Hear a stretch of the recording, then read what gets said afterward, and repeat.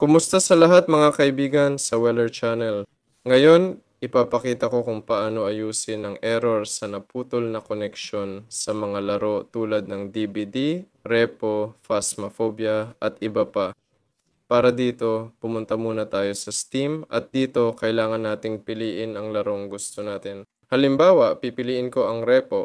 I-right click ito, Properties, Installed Files, tapos i-click ang Verify Integrity of Game Files. Kung hindi gumana, buksan ang command prompt at ilagay ang mga sumusunod na command isa-isa. Ito, ipconfig plus DNS. Pindutin ang enter, tapos ipconfig renew. Ganito ang itsura ng command. Pindutin ang enter at netshwinsock reset. Tapos pindutin ang enter. Ay.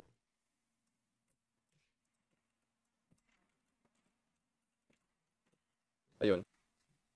Kung hindi pa rin gumana, puntahan ang network adapter settings. I-click ang internet, change adapter settings, piliin ang inyong internet, properties dito, IPv4 properties, piliin ang sariling DNS.